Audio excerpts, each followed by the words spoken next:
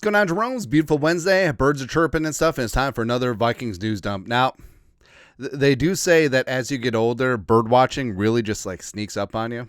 And it's happened to me and my wife, where just out of nowhere. So we were at Menards getting mulch, because that's what old people do. And we, in the checkout line in the garden center, we just saw a hummingbird feeder. And we didn't even say anything. We just locked eyes, bought one, and now we got hummingbirds. It's great. It's great. Also, I think that there's a mating pair of cardinals that live in our backyard. No word if one of them is Kyler or not. Don't know. Anyways, but happy Wednesday, happy hump day out there to those who celebrate.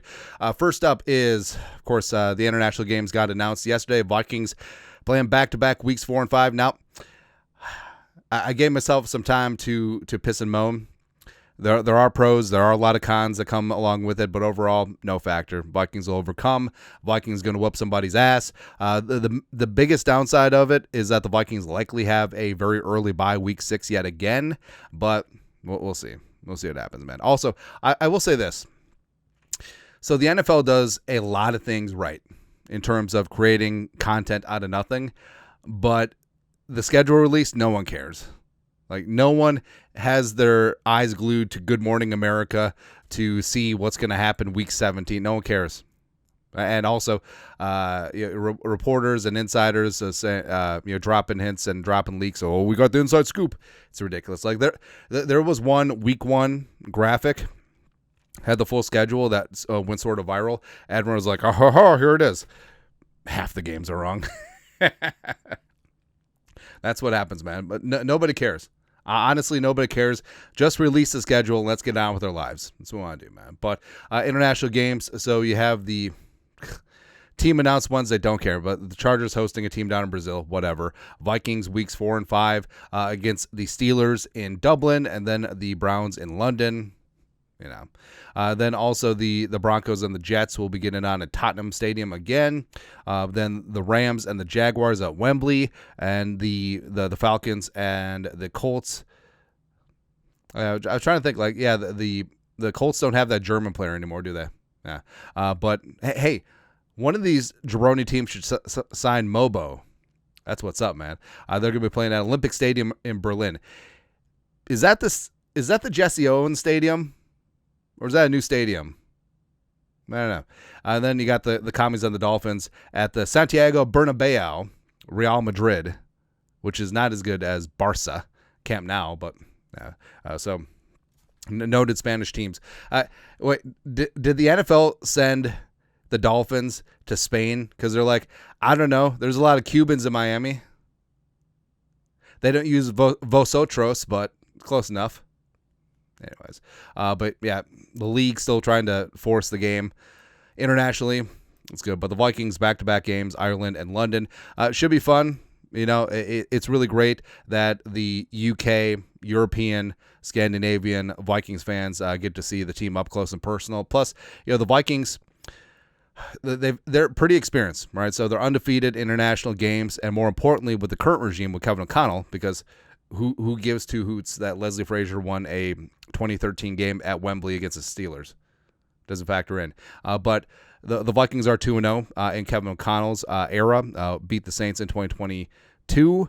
Beat the Jets 2024. And also got 2 games now. So logistics-wise, it seems like Kevin O'Connell's got everything down pat. Now, did the league force the Vikings into this? Sure. But a lot of people pointed out, said, well, the Vikings owner says that everything was made in conjunction. Whatever, right? If you're going to be forced to do something, you may as well be like, yeah, we were part of this.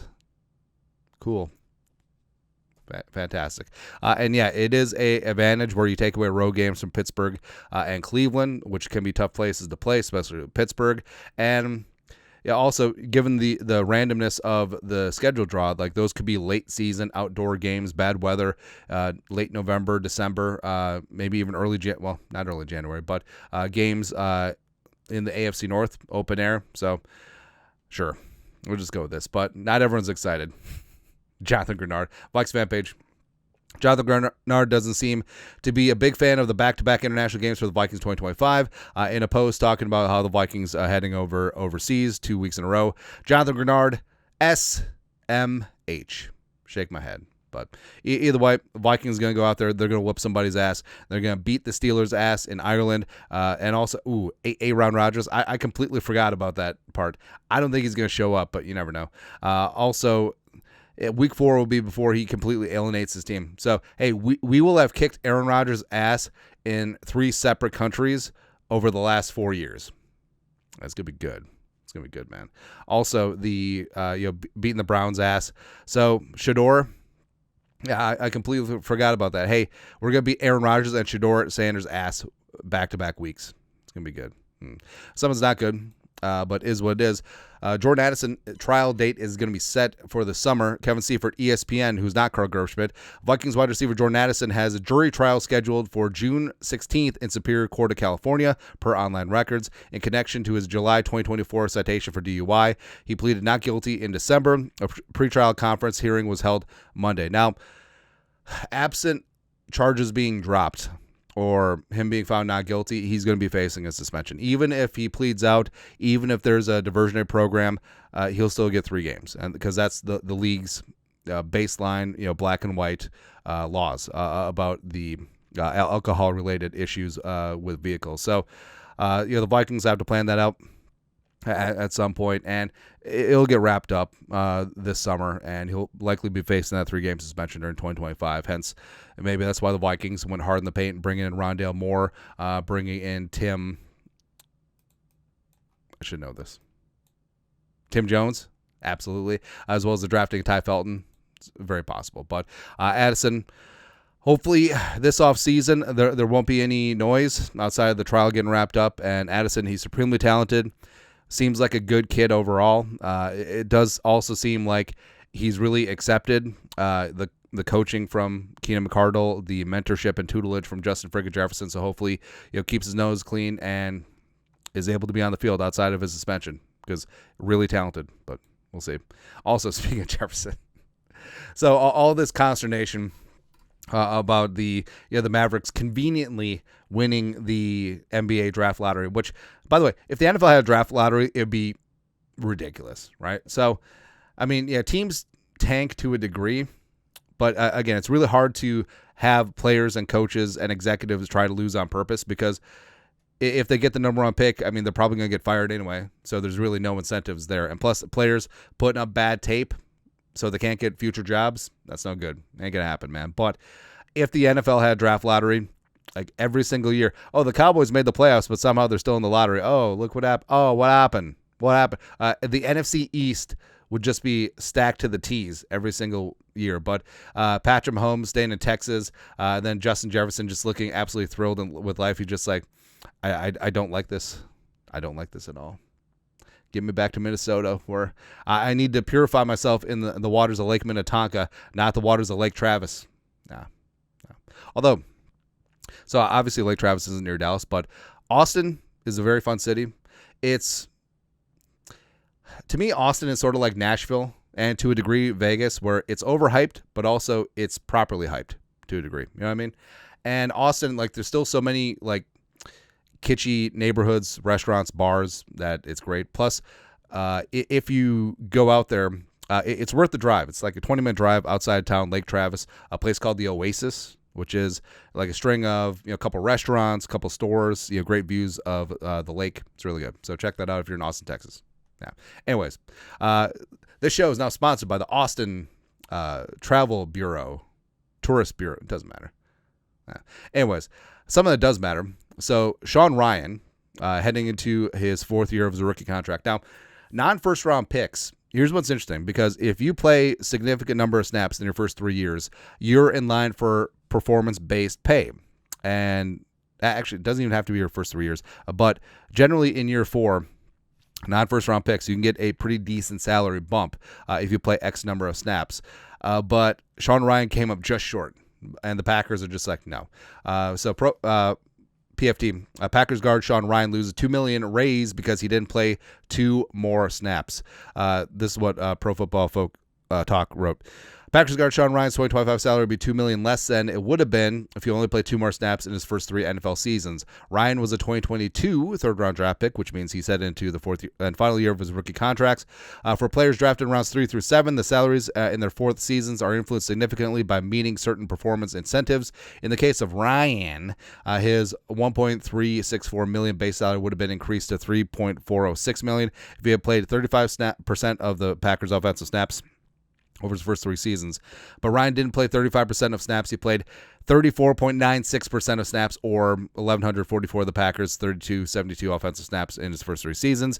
If he had been on the field for just 2 more offensive snaps at any point in his first 3 NFL seasons, that would have bumped him up to 35.02% of snaps. He would have seen his pay raised by $2.042 million. Now, this can work against the player as well, because that $2.042 million would not be guaranteed. So the team could easily just get rid of him, or a pay cut or cut situation. But it just speaks to the character and caliber of an organization like the Greasy Grimy Green Bay Packers versus the Vikings.